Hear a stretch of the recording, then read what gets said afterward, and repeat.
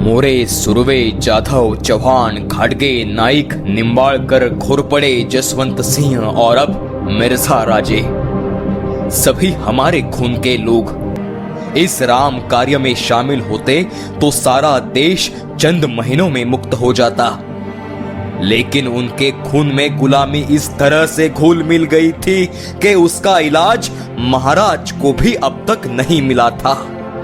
महाराज ने एक प्रयास करने की सोच अपना जासूस मिर्जा राजे के पास भेजा और उनका मन स्वराज्य की तरफ मोड़ लेने का प्रयास किया।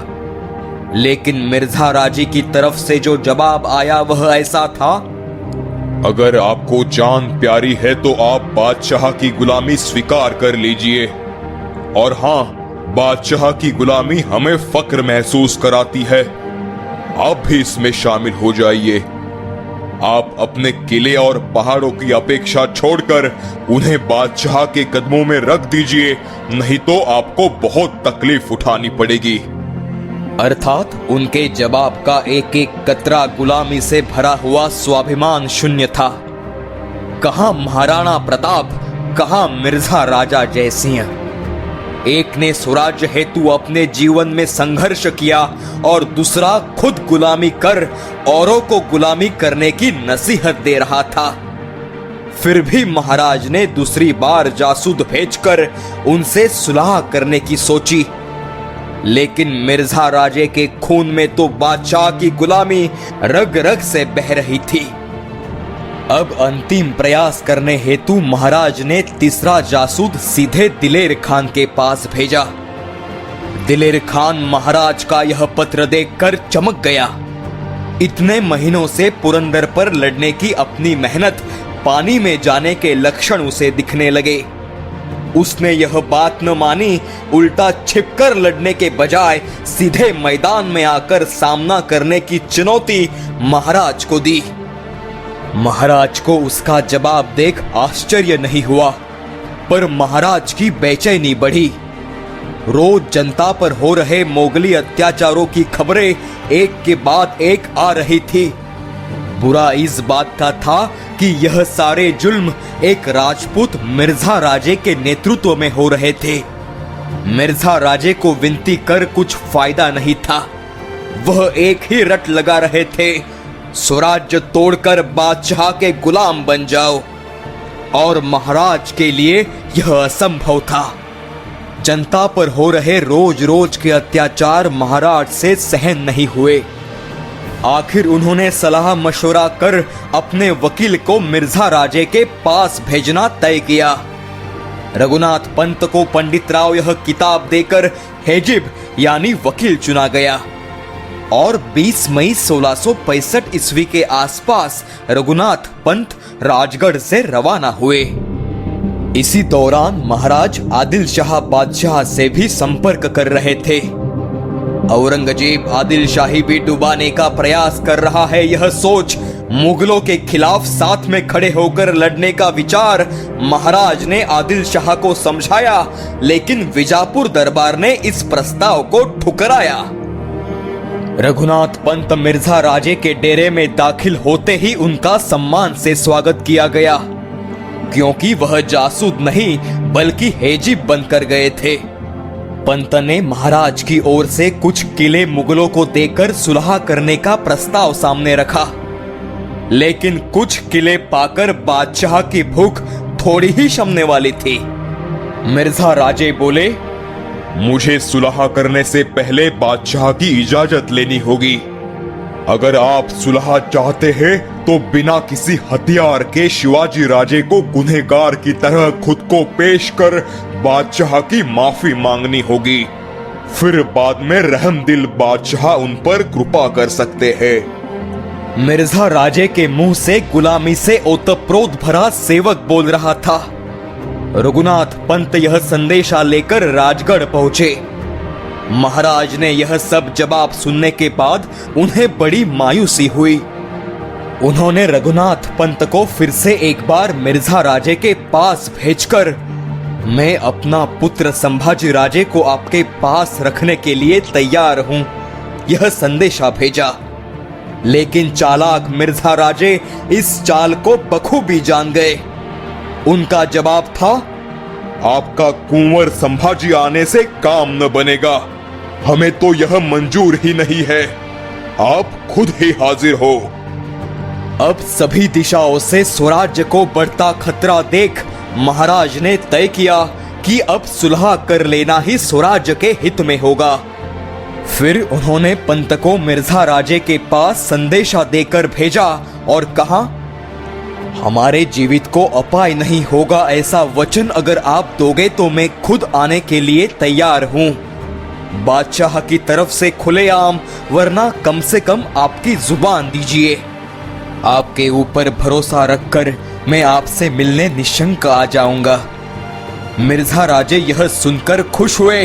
उन्होंने जवाब दिया, हमसे मुलाकात करके अगर आप बादशाह के हुक्म की तालीम करने को तैयार होंगे तो आपके सभी गुनाह माफ किए जाएंगे। इसके सिवा आप पर आलम पनाह की मेहर नजर भी होगी। हमारी मुलाकात में अगर आपको हमारी शर्तें मंजूर न होगी तो आपको वापस लौटने की इजाजत दी जाएगी। दिल्ली के बादशाह की ताकत बड़ी है। जैसे कुंवर राम सिंह हमारा बेटा है, वैसे ही शिवाजी राजे को हम अपने बेटे समान समझते हैं। हम उसकी बुराई कभी न करेंगे।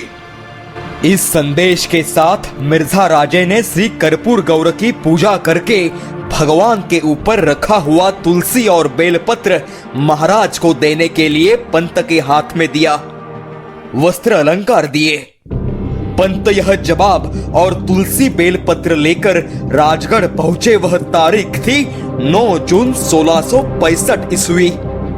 यहाँ बाजी हाथ से छूटते देख दिलेर खान बड़ा अस्वस्थ हुआ।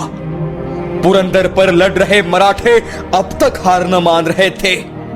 महाराज ने यह परिस्थिति श्री तुळजा भवानी की इच्छा मानकर स्वीकार की और दूसरे ही दिन मिर्जा राजे से मिलने रवाना होने की तैयारी शुरू की।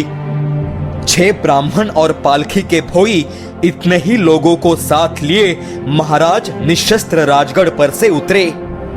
प्रथम शिवापुर में रुके। सरफराज खान को मिलकर उसके साथ मिर्जा राजे की डेरे की तरफ महाराज ने कूच किया।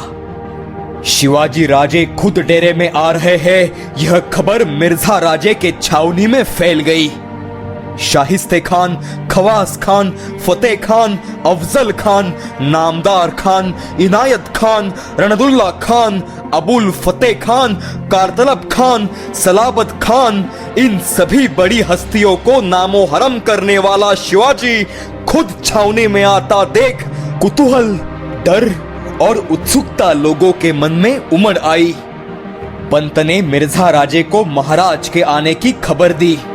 मिर्जा राजे ने अपने सरदार उग्रसेन कछवा और उदयराज मुंशी को कहा, आप दोनों शिवाजी राजे की अगवानी के लिए जाइए और उन्हें हमारा संदेशा दे कि अगर सबके सब किले हमारे कब्जे में देने हैं तो ही आगे कदम रखिए, नहीं तो यहीं से वापस लौट जाइए। यह संदेशा सुनकर महाराज ने जवाब दिया, मैं अब बादशाह का खिदमतगार हूं और मेरे बहुत से किले में बादशाह को देने के लिए तैयार हूं। शिवाजी राजे का यह जवाब सुनकर मिर्जा राजे ने जानी बेग को महाराज को शामियाने में लाने का फरमान दिया। मिर्जा राजे ने महाराज को अपने पास बिठाया। बाहर तोपों की आवाज की ओर महाराज का ध्यान गया। पुरंदर अब भी लड़ रहा था। 2 महीनों से लड़ते अपने लोगों की हालत महाराज को दिख रही थी।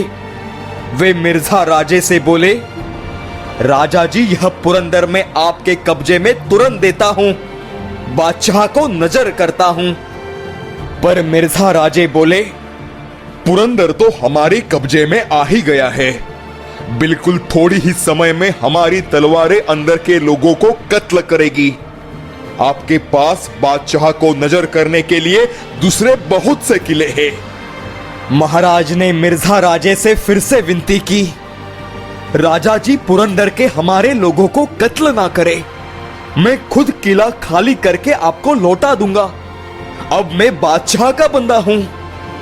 फिर मिर्जा राजे ने महाराज की विनती मानकर सरदार गाजी बेग मिर तुबजुक को दिलेर खान के पास रवाना किया। महाराज का एक आदमी गाजी के साथ गया। दिलेर खान की किला जीतने की सारी मेहनत व्यर्थ जा रही थी। आखिरी पल तक जान की बाजी लगाने वाले शूर मराठे 12 जून 1665 ईस्वी को भगवा परचम लेकर किले से नीचे उतरे। महाराज और 2 दिन मिर्जा राजे के छावनी में रहने वाले थे। शत्रु की गोद में जाकर रहना, इसके लिए जो हिम्मत और दरियादिली चाहिए, यह तो मां भवानी की कृपा से महाराज के पास बहुतायत थी। उस रात काफी देर तक महाराज और मिर्जा राजे के प्रतिनिधि उदयराज मुंशी और सूरत सिंह कछवा के बीच में बातें चली, पर मिर्जा राजे एक किला क्या 1 रुपया भी कम करने के लिए तैयार न हुए। और आखिर में यह तय हुआ, महाराज अपने छोटे बड़े मिलाकर 23 किले और 4 लाख होन यानी 16 लाख रुपए बादशाह को देंगे और 12 किलो के साथ 1 लाख होन खुद के पास रखेंगे। महाराज को अब बादशाह की नौकरी स्वीकार कर लेने का प्रश्न उपस्थित हुआ। बादशाह की नौकरी, यह शब्द सुनकर ही महाराज का खून खौल उठता था। उन्होंने होशियारी से जवाब दिया, मैं गुनहगार पापी हूं, इसीलिए मेरा पुत्र संभाजी राजे को बादशाह की खिदमत में भेजता हूं। मुझे जो दक्षिण में कामगिरी सौंपी जाएगी वह करने के लिए मैं तैयार हूं, लेकिन मेरे जैसे पापी इंसान को बादशाह की मनसब या चाकरी ना दे। इस विनती को बादशाह की मंजूरी आवश्यक थी, लेकिन उसे 1.5 महीने से भी अधिक समय पड़ता था। इसीलिए मिर्जा राजे ने इस विनती को खुद ही मान्य कर लिया। महाराज का बर्ताव, धर्म श्रद्धा, स्वराज्य प्रति निष्ठा, गुलामगिरी के प्रति क्रोध मिर्जा राजे अनुभव कर रहे थे। उनके मन में महाराज के प्रति आदर और आश्चर्य खिल रहा था। मिर्जा राजे समझ रहे थे, यह पुरुष कोई सामान्य पुरुष नहीं है। तीसरे दिन मिर्जा राजे ने दिलेर खान खफा मर्जी ना हो, इसीलिए शिवाजी राजे को अपने रिश्तेदार के साथ सुरक्षा का इंतजाम करते हुए दिलेर खान के छावनी में भेजा। महाराज खान से मिले। खान ने आलिंगन पूर्वक महाराज की भेंट ली। फिर औपचारिक बातें बोलकर निशस्त्र आए महाराज वापस जाते समय सशस्त्र गए। दिलेर खान ने महाराज को एक सुंदर अरबी तलवार और जमदार भेंट दी। महाराज ने सुलह में वादे किए एक किले को मुगलों को सौंपना शुरू किया।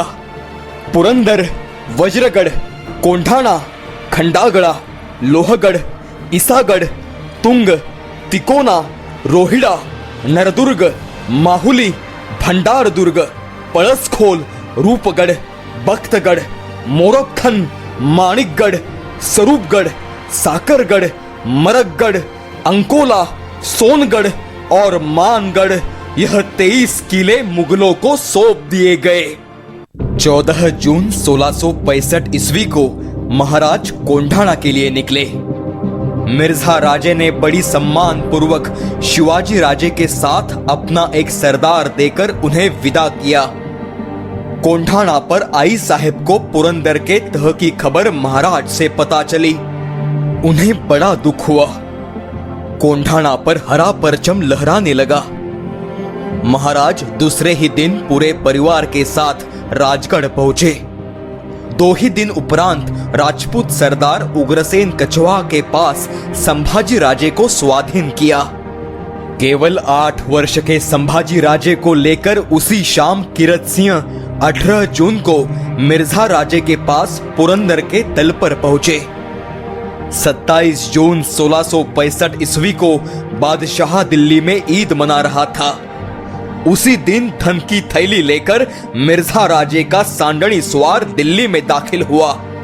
बादशाह प्रति अपनी निष्ठा, प्रेम अधिकाधिक जताने के लिए मिर्जा राजे ने पुरंदर किले पर हुआ बादशाही खर्च औरंगजेब को नजराने के रूप में पेश किया। इसका मतलब पुरंदर किला औरंगजेब को मिर्जा राजे ने अपने खर्च से जितवा दिया, ऐसा हुआ। यहां शिवाजी राजे को लेकर विजापुर पर हमला करने की तैयारी मिर्जा राजे करने लगे। जीता हुआ प्रदेश बादशाह को सौंपकर शिवाजी पर बादशाह की स्वर्गीय कृपा कराना मिर्जा राजे का विचार था। इसी सोच विचार में ही उन्हें एक कल्पना सूझी, जिसमें बादशाह का फायदा था और शिवाजी राजे का भी उत्कर्ष होने वाला था। इसी योजना से मिर्जा राजे जयसिंह यह नाम और भी चकाचौंध होने वाला था, और वह योजना थी शिवाजी राजे भोसले को प्रत्यक्ष मुगल दरबार में बादशाह शहंशाह जिले सुबहनी मुहिउद्दीन मोहम्मद औरंगजेब के सामने पेश करने की, उनकी भेंट कराने की।